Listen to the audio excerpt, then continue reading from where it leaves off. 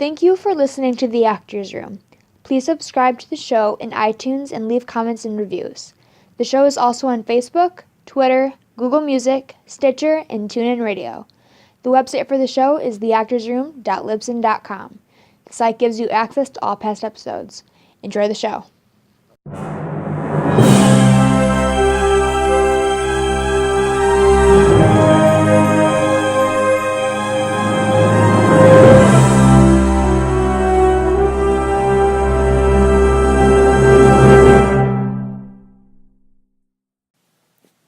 And the winner is Gary Oldman. We'll get into that later. But welcome back, everybody, to another episode of The Actors Room. My name is Jeff Tarowski, and the episode title today is the 90th American Academy Awards. We're going to talk about the Oscars. It has been a few years since I've sat down and watched every second. Well, actually, I probably never, ever watched every second of the Academy Awards, but last night I did. I made it a point to sit down, relax. I made some notes. I had paper in front of me, did it all longhand, and I paid attention to everything. It was quite entertaining, so I want to go ahead and give my views on the show, my little insight, my notes, so on and so forth. And before we get into that, just a brief history about the Academy Awards. The presentation, the very first one, was held on May 16th, 1929, at a private dinner function at the Hollywood Roosevelt Hotel. In the audience was about 270 people. Now, the post-awards party was held at the Mayfair Hotel. The cost of guest tickets for that night was $5. Now, that would equal about $70 today, so it wasn't cheap, but still, not bad at all. Now, 15 statues were awarded, honoring artists, directors, and other participants in the filmmaking industry. Now, this is funny, and they mentioned this last night, that the very first Academy Awards lasted 15 minutes. They basically just went up there and handed out the awards. They didn't have any, skits or jokes, nothing. It was just sort of a very formal, quick presentation.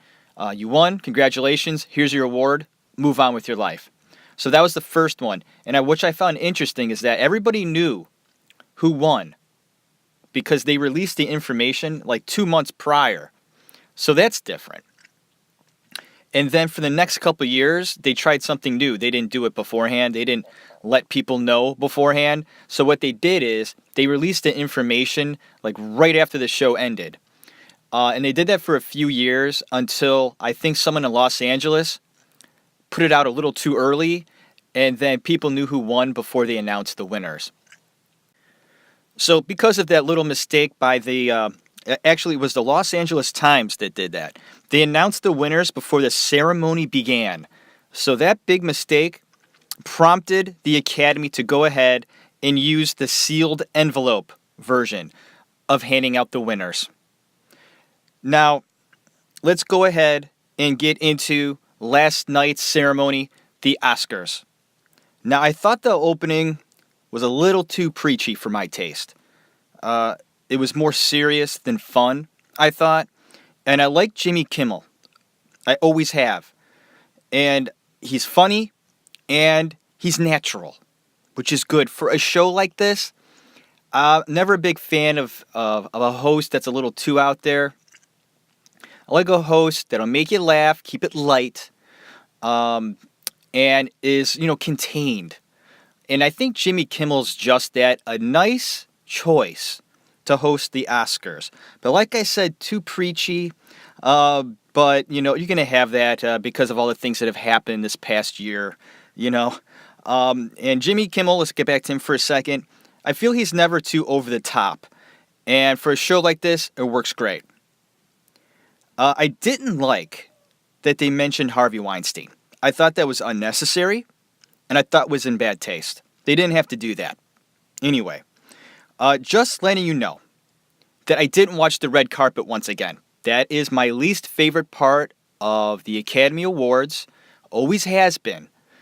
My roommate in New York City really enjoyed watching the red carpet. People getting up there talking about, what they're wearing and all that stuff. Never was for me, never appealed to me. That part of the whole Hollywood scene is nothing but fakeness to me. What you're wearing, what expensive jewelry you're wearing, it's a whole game that I just don't understand. So, I mean, it just doesn't appeal to me. I even talked to my family about that last night. My daughter, she's 14, and she's interested in watching the Academy Awards. You know, she wants to be a singer.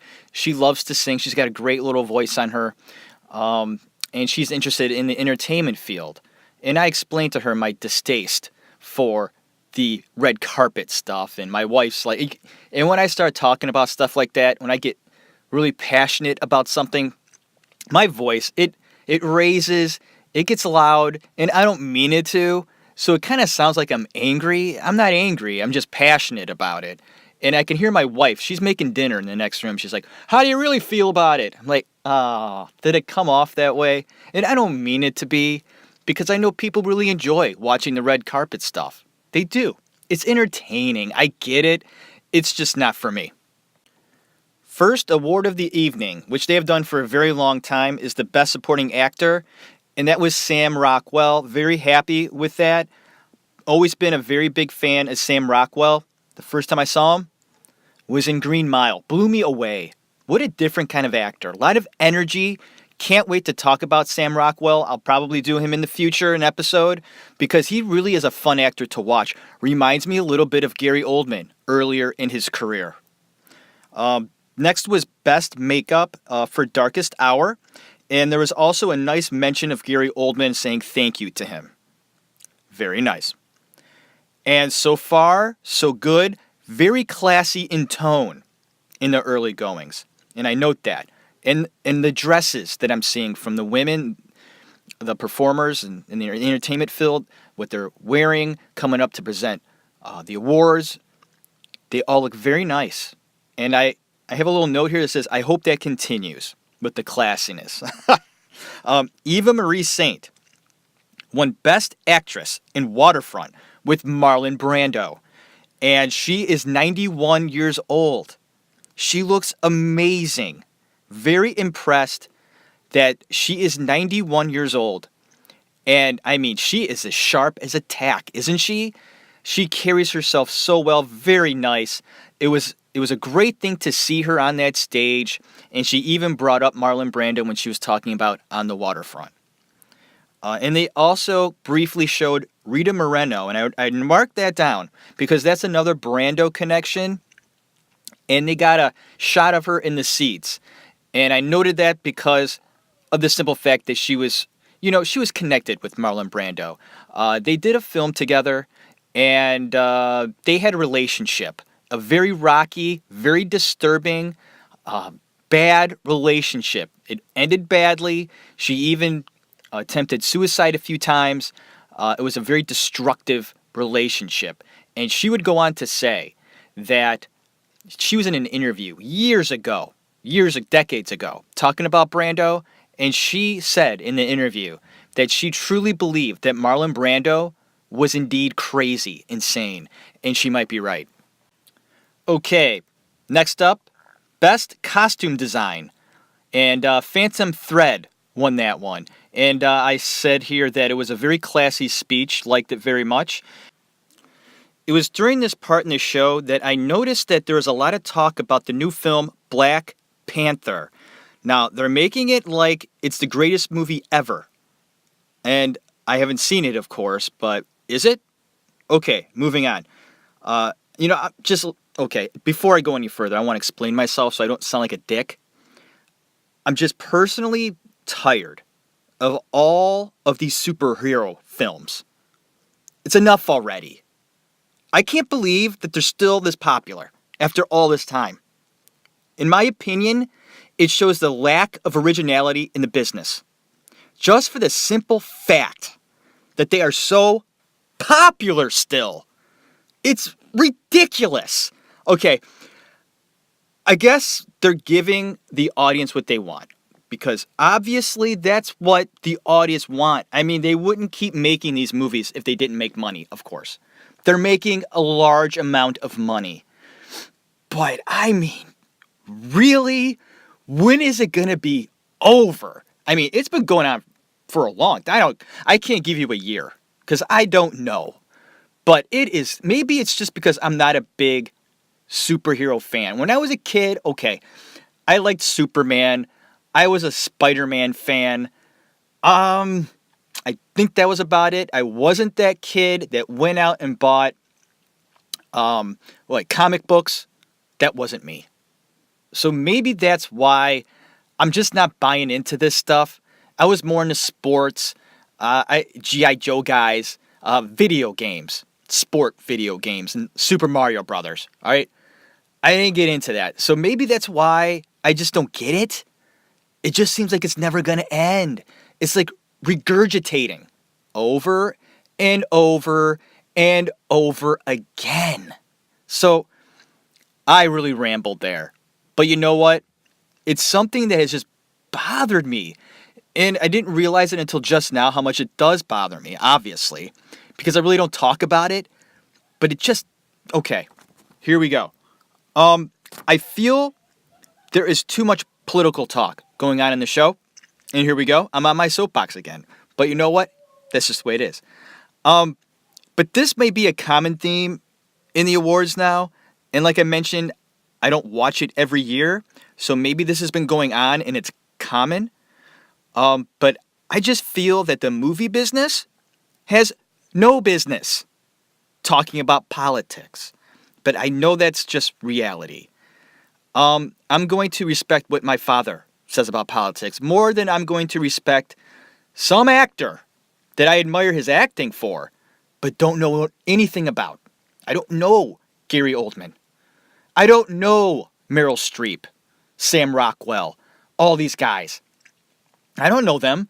Why would I take their opinion of political beliefs to heart? So, who are you really influencing? I don't know. The younger generation, maybe. So, that could be dangerous. Anyways, moving on. Best documentaries. And I gotta tell you, folks, I love documentaries. I love them so much. I never thought I would love documentaries the way I do now. I'm 41 years old, and I love documentaries, and they had the best documentaries up there, and I'll probably plan to watch all of them. I just got done watching a documentary on the Eagles, you know, the band, were really big in the 70s. I gotta tell you, I can't get their songs out of my head now because it was like a 3-hour documentary. This thing was long. And throughout the whole thing, of course, they kept playing Eagles songs. I can't get them out of my head. They're fantastic. I always loved them when I was younger, and even today, not as much as I did when I was younger, but it really brought back a lot of memories for me.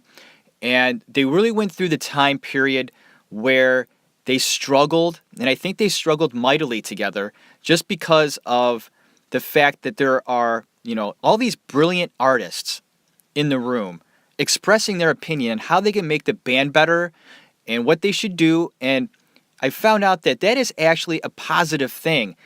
And people like Glenn Fry and who was the other guy? My gosh, Don Henley, okay? They were sort of the leaders. They wrote the songs. They did most of the solo singing. And they felt that they were the most important people in the band. And they would kind of leave out the other members of the band. That created a lot of friction. And then there were people being replaced and so on and so forth. And I think that's normal. But they were just a terrific band. And there was the one member, Randy Meisner. He sang Take It to the Limit. I always adored that song. And it was explained in the documentary that, you know, he hits those high notes, man. And he goes, so I tried hitting them the other day just to see if I could. Nope. I do. I can hit it, but it sounds like shit. And, you know, he goes way up there. And they explain in the documentary that they would do that song at the end of every concert. And it would just bring down the house because he went up so high and was so impressive that the crowd just went crazy. So there was one point in the tour that they were doing, and the tour was kind of wrapping up. It was a 4-month tour. And at the end of a tour, you're just exhausted and Randy Meisner was exhausted. He had a flu. He just wasn't feeling well. And he told Glenn Frey, listen, I can't do it tonight. And Glenn's like, well, you listen. There are people out there, okay, that have spent good money to come, and there might be a lot of them out there that want to hear that song. So you are going to buck up, and you're going to sing that song. And Randy's like, I'm sick. I can't hit that note tonight. I just can't do it. And I guess Glenn and Randy got into a physical fight about that. And Randy ended up leaving the band after that. And I watched the live version of that song, and you can see Randy singing it. He hits that note, right? He hits it, and they show Glenn Frey's face, and you could tell Glenn Frey, he had this big smile on his face. He got a lot out of that. It meant a lot to him. And the fans reacting, the Eagles, right? That was the band.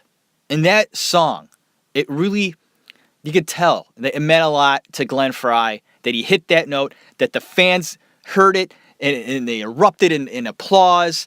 It was just a beautiful little moment in music history. That was a documentary I watched, so it is pertaining to this episode of The Actors Room because there are documentaries that were respected at the Oscars last night. So, the best documentary was Icarus. I said that wrong. I think it's... I'm an asshole. I should have looked this up, right? And I thought I knew it. I swear to God. Icarus. What an idiot. I'm not even going to erase that because I want people to know how much of an idiot I am. Okay? It happens, right? You have those brain farts. Like my youngest one says that all the time, We're like doing homework and she forgets something. Like we're doing the multiplication stuff right now. We're on 8, okay? And we're going over the facts, the math facts. We get, 7 times 5. 35. Okay, 7 times 8. And you could tell her mind's grinding. She gets, Dad had a brain fart, That's what I had just now. Icarus, best documentary. Now, there was a song sang by Mary J. Blige. Very nice.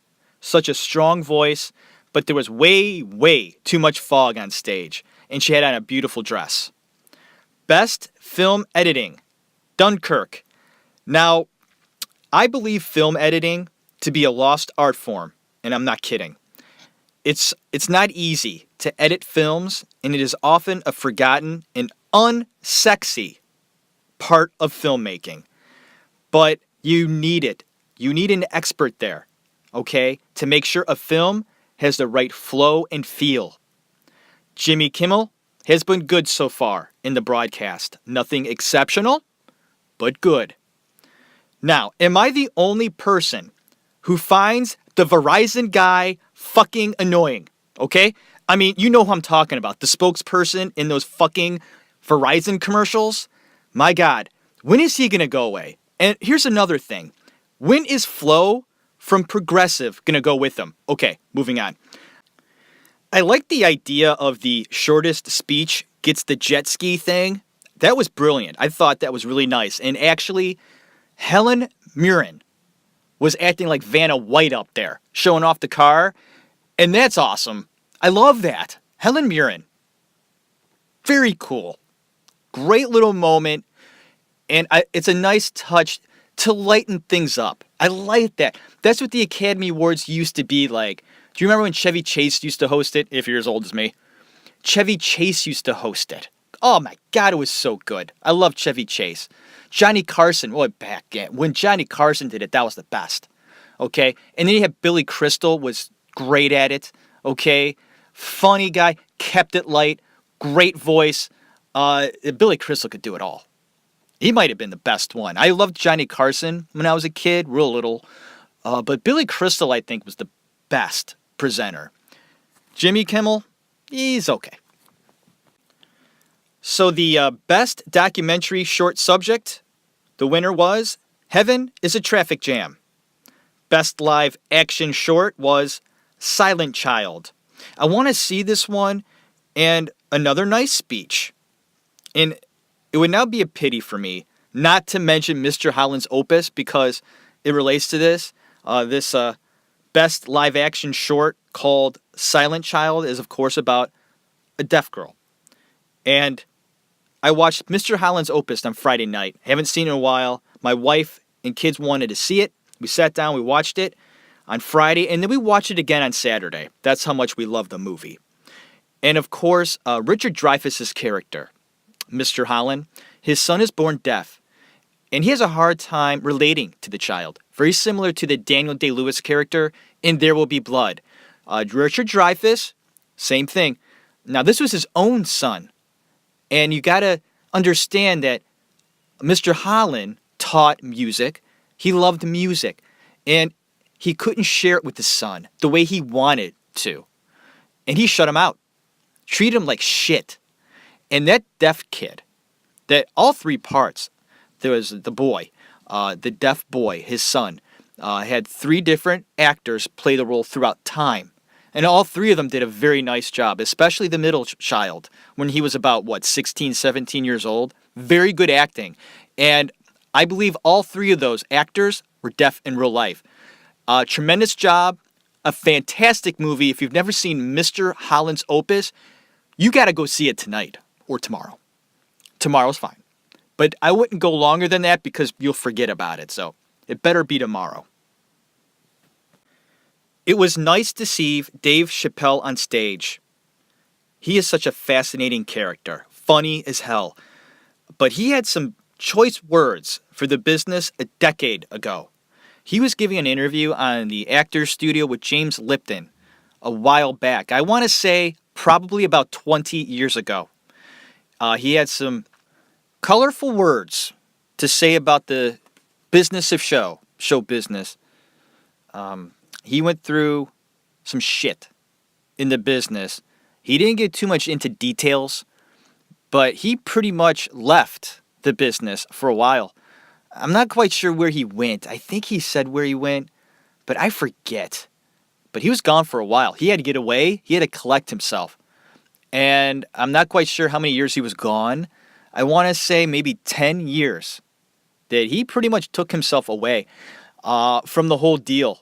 So it was nice to see Dave Chappelle again. And he's got those specials on Netflix I've watched. They're very good. Looks like he bulked up, didn't it? He was always sort of a wiry, real thin, skinny guy. And it looks like he's been working out a little bit, doesn't it? Getting beefy. So, glad you're back, man. Selma Hayek's dress was so damn sparkly, wasn't it? Yeah, I always thought she was very beautiful. And very talented as well. This show is definitely highlighting diversity. Breaking down stereotypes. And this can relate to my Woody Allen episodes. If you have not heard the Woody Allen episodes, I broke it up into 2 episodes. And those were done right before the one I'm doing right now.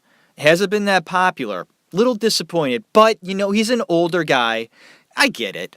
But hopefully down the road, maybe you want to learn more about Woody Allen.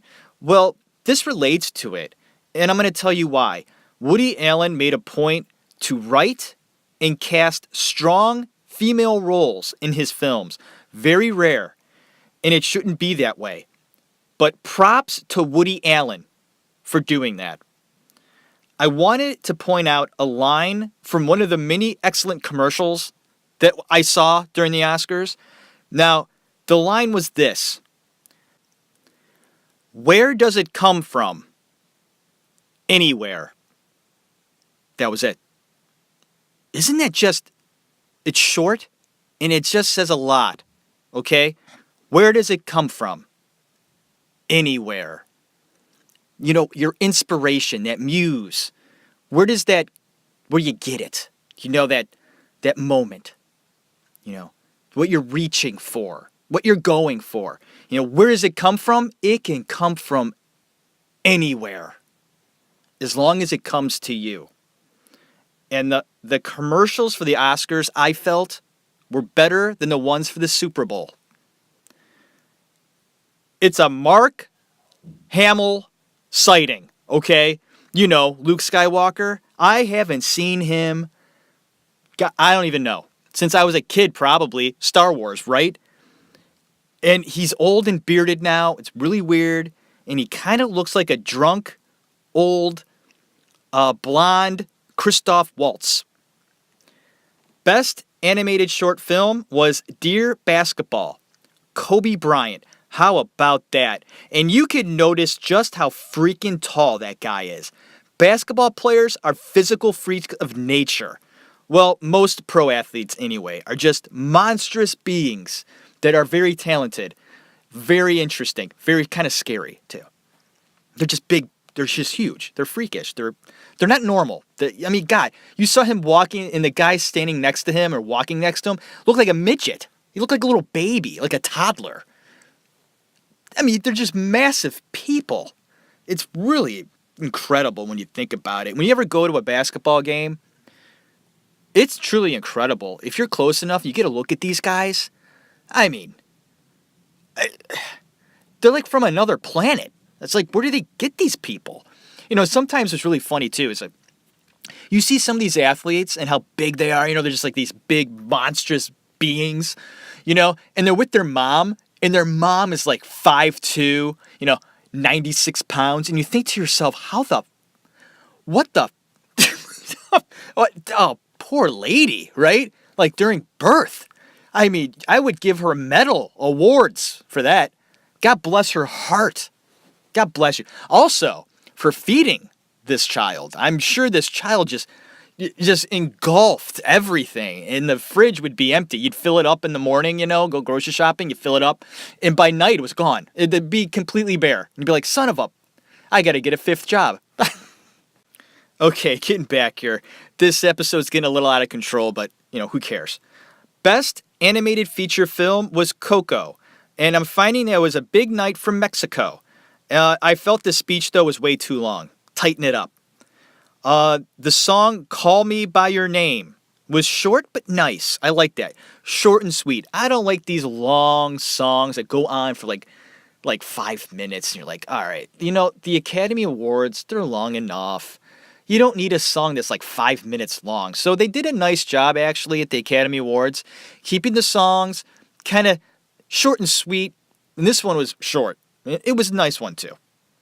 I felt that there was a female theme throughout the show. They made a point to do that, if you notice. Even the commercials were the same way. All right? They were. If you recorded this, and some of you may have, I would go back, take a look at that. Now, I was taking notes during this whole thing. So when you're writing down like pretty much everything, you catch stuff like that. When you're not, and you're just watching it, you don't catch it maybe. So go back, take a look. A lot of female references throughout the entire show, including the commercials. So just wanted to point that out, that was done intentionally. That's no mistake. Okay, moving on. Roseanne, the TV show coming back. What the fuck? My prediction right now? Not gonna work. Bad idea. There was a time that came for that show, and it's coming past. Great show in the 1980s and 90s. Bad show now. But good luck. Lionel Richie, being a judge on American Idol. Noticed that in a commercial. Didn't know that. I'm not sure how long he's been doing that. I used to watch the show in its early stages when it first came on. I loved that show. Watched it for about maybe 4 or 5 years. Watched it every time it was on. I got tired of it. Haven't really watched it since. But seeing Lionel Richie, and he's on American Idol now, I may watch a few episodes. Huge fan of Lionel Richie. When I say huge, I mean big. I have plenty of his songs on my, playlist that I listen to every now and then. I believe that he is one of the greatest love song makers ever. Best visual effects was Blade Runner. Now, special effects were better in the 1970s and 80s than they are now. Of course, that's my opinion. About 95% of the people out there would disagree with me, but I honestly believe that. Lucas's stuff looked more real to me when he was working with models in the first Star Wars movies. It just looks fake to me now. It's almost too Oh, with all the CGI and things like that, to me that looks faker than using a model. It just does. You could play around with a lot more stuff. Oh, I'm not an idiot. Okay, you're limited with models, but it looks more real to me. That to me means more than all the other many things you can do with CGI and whatnot. I have a note here that says it seems to me that Matthew McConaughey is losing his Texas accent, and I found that very interesting. Hearing presenter names and not knowing them goes to show how behind I am with current films. Thinking that it is a pity that Robert Pattinson wasn't nominated for Best Actor with his performance in the film Good Time. Now, this is a take of mine from a Twitter commercial last night. Twitter is now even insulting our president, Donald Trump, with a reference to build a bridge, not a border. Alrighty then, listen, I don't like getting into political stuff because I think it just bothers me the way they rip on the president. He's our president. He may be a goofball. He may be doing some very questionable things, but you know what? He's still our president. I don't like this stuff that's going on. Okay, Twitter is now stooping so low. They're using Trump hate to gain customers. They're reaching new lows, people. We really are. Okay. I also wanted to say that I really love the montages that the Academy did this year. They were very well done. All of them were. But I only saw one Marlon Brando moment. Okay? But I did see quite a few River Phoenix moments, though. And I love that. Okay. Best sound editing, Dunkirk. Best sound mixing, Dunkirk. I think it's safe to say that Dunkirk has good sound. I am impressed with most commercials during the Oscars, and I mentioned that earlier, so I noted that again. A cute moment between Spielberg and Kimmel. Kimmel asks if Spielberg is dealing any weed, and then Steven makes it look like he's got some in his breast pocket. Love how they talk about never giving up your dreams. Best product design, Shape of Water. First unclassy moment at the Oscars. Not a big deal though, but one of the winners was wearing tennis shoes, white tennis shoes with a black tux. That's ridiculous. Mexican music number. It was very subpar at best in the beginning. The first guy who sang was horrible, but then it got better after that. Rito Moreno came up and said a few things. Like I said, a Brando connection. And that was nice to see. Best foreign film was A Fantastic Woman from Chile. And the speeches so far, for the most part, are clean and crisp, I note. And I am wondering if notices were sent out to potential winners to keep the speeches tight. Very possible. And in doing so, the flow of the show was excellent. Best Supporting Actress winner was Allison Janney. And I was really happy about this. I like her very much. Looks like she had a bit of plastic surgery done. Don't get it. I think she's a very beautiful woman. Didn't need it. I understand she's getting older. And this is what happens, okay? You're trying to tighten things up there. And here's the Oscars trying to tighten up the show. Well, here's Allison Janney getting up in age, trying to tighten up her face. This is a very common thing with actresses in the entertainment field. I just don't like seeing it. I like people aging, gracefully, naturally. That's the way God intended it to be. And when I'm seeing these fake faces, I don't know. I think that she's much more beautiful the way she was before. She had a nice joke in the beginning of her speech when she got up there, and she said that she did it all by herself and she didn't need anybody to get her career going and all that stuff. I like that. It was nice and fun and light. I like her a lot. She's a great actress. Here it is. I'm really looking forward to seeing Lady Bird. It seems to me that one's going to be really good to watch. and the bulletin board film as well. Those two I'm kind of really looking forward to watching. Might be the first two that I watch, hopefully within the next couple of months, so I can kind of talk about them with you. Okay, and there are more references to fences mentioned once again in reference to the Trump wall.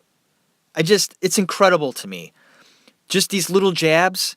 Okay, I understand you don't like the guy, but my God, it was so ridiculous. Okay.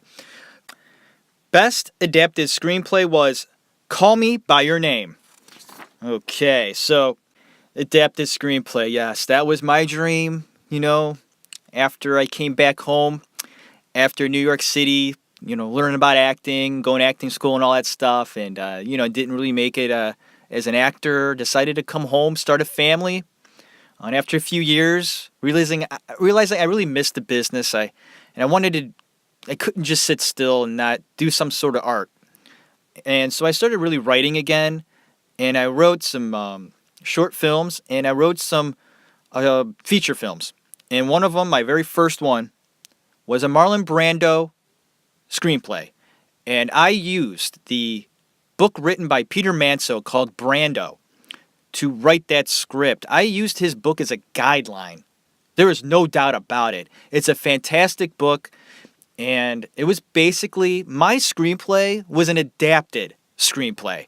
I pretty much wrote it off of Peter Manso's book, and that was my dream, to, have a successful film like that, and to maybe someday or in some way be nominated for an Academy Award for adapted screenplay. So I think back to those days, like 10 years ago when I was pushing this thing, and that was my dream.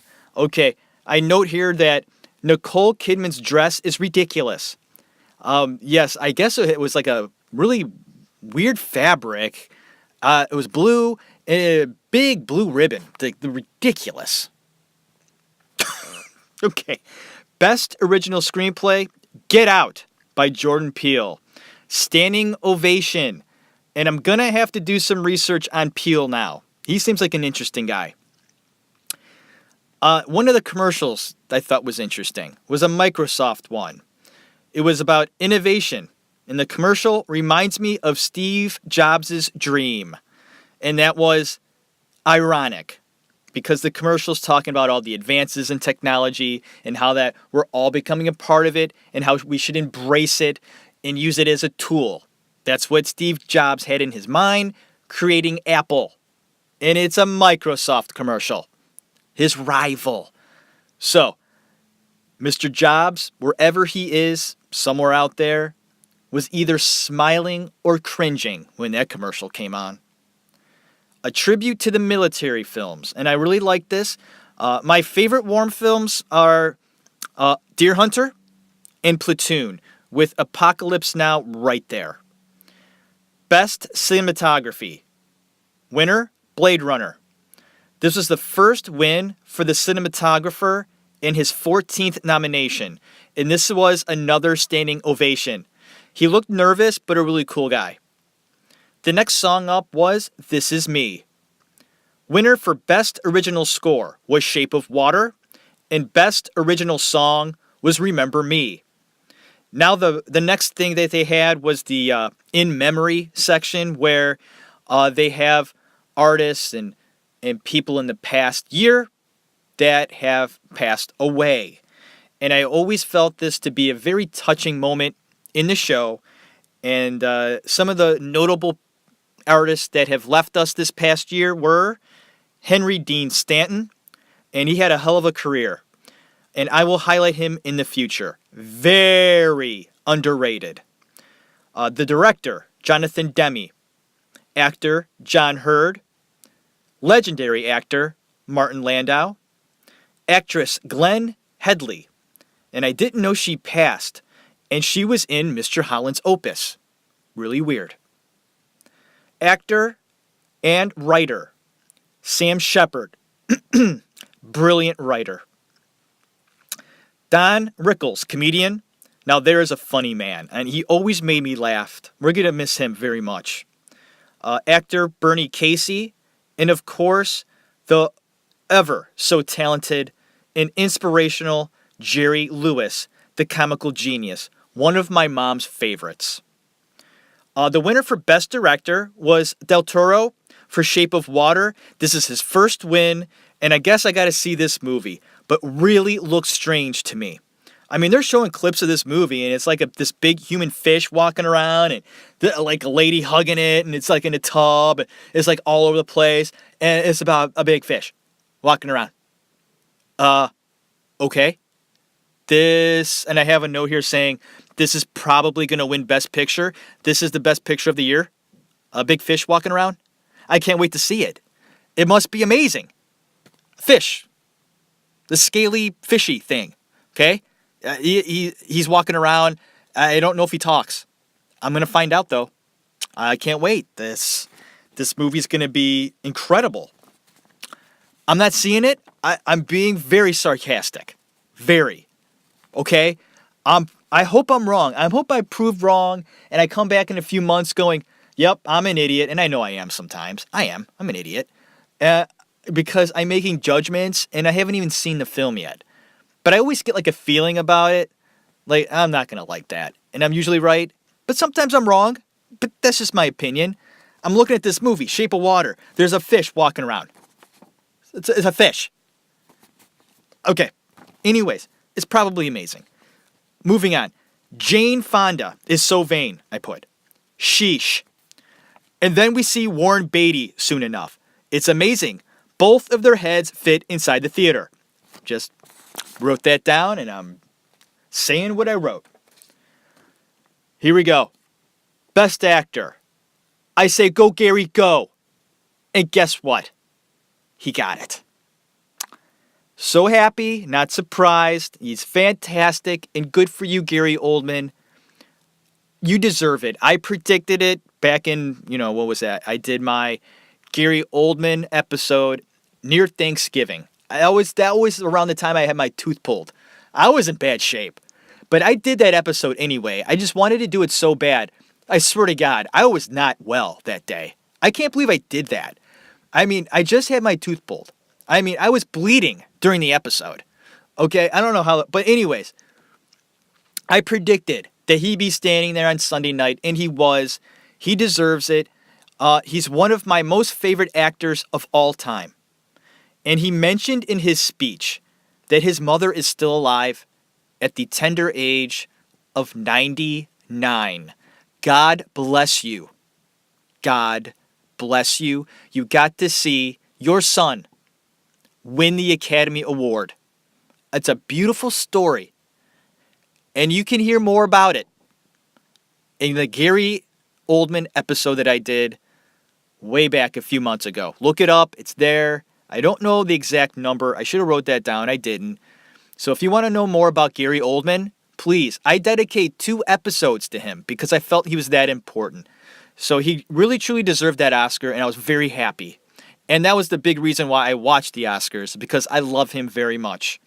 Best Actress won Frances McDormand. Okay, she's a great actress. She was in Fargo. Amazing. This is her second win because she won for Fargo as well. Her speech and behavior was strange at the podium. Maybe that's just the way she is. It seemed like she was on something. I'll be honest with you. But, don't take my word for it because I don't know. I just looked that way. Watch her speech again, how she was acting. And, I mean, she probably wasn't, but it looked like she was. Maybe she's just all revved up on adrenaline. I said it. Adrenaline? Sorry. And, she was just sort of in the moment and going with it. And she's just so excited. But if you watched her after her speech was done and she was walking like off stage, they got a shot of her coming off stage and she was sort of wobbling around. I mean, I wouldn't make this up, but a terrific actress. Hopefully it was just an adrenaline rush and she was on, just excited. And she should be. You win an Oscar. My God, you know what? Fuck me. I would probably be the same way. Honestly, I don't think I would be able to go up there. I wouldn't remember a damn thing I said. My mouth would be completely dry. I'm like, I probably would have sounded like a computer, like, thank you for coming to this, thank you, mom, thank you, dad, thank you, this. And I wouldn't have remembered any of it and walked off the stage. I probably would have, slid off the stage. Best picture was Shape of Water. And like I said, I will give it a try. Thank you for listening to this episode of The Actors Room talking about the 90th American Academy Awards. It was a nice show. I enjoyed watching it, actually. I watched every second. I didn't get up. Well, I did get up a few times. But I got up, during the commercials and just for a few minutes. I never missed any part of the show. I watched it all. I actually had a good time watching it. Like I said, entertaining. And I got to see Gary Oldman win for Best Actor. I got to see Sam Rockwell win for Best Supporting Actor. And I really liked Allison Janney for Best Supporting Actor as well. Well done, everyone. We'll watch Shape of Water, the best movie of the year, right? Walking fish. Who would have ever thought, man? I should have thought of that. I can write a film about a walking fish and win the Academy Award. What was I thinking trying to write about Marlon Brando? Who wants to know about Marlon Brando? Nobody. But they want to know about a fish that walks, maybe talks, is communicating with human beings, and, they're somehow touched on a deep level, and he influences all these lives. And it's just a beautiful thing.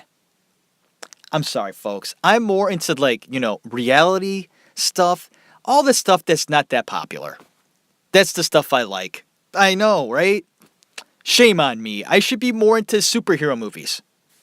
Okay? Things blowing up. Entertainment based. I like the Batman movies. Those are good. The ones, especially the older ones, the ones in the 80s and 90s. Those were pretty good. I like The Dark Knight. That was good too. I didn't like any of the Spider-Man movies. Not one. And I was a big Spider-Man fan. Didn't like any of those. I liked the older Supermans. The first Superman was really good. Superman 2 was very good. Superman 3, oh man, that was bad with Richard Pryor. Wow. And then Superman 4 was Quest for Peace. That was horrible. And the newer ones, didn't like them. I don't like any of that stuff. I liked the very first, the one with Wolverine. Okay. And they had, I forget her name. She was Sookie in True Blood. Gosh. I think she's a tremendous actress. She actually won an Academy Award when she was a kid. And it's horrible that I can't remember her name right now. But she was in that movie too. I liked that one. And that's about it as far as all the superhero stuff goes. It's just not for me. I guess I'm not into those movies that are really popular. The ones that make a lot of money, I'm just not into them. Like Avatar. I watched it one time. I was like, oh, that was nice. That was it. I was done. I have no desire to watch it again. None. But thanks again, everybody, for listening to The Actors Room. Once again, my name is Jeff Tarowski. This was a special episode, not talking about a specific actor, actress, or movie. Hope you enjoyed it. Go ahead, keep supporting the show on iTunes. Please support it on Twitter, Facebook, and of course the website, theactorsroom.libsyn.com.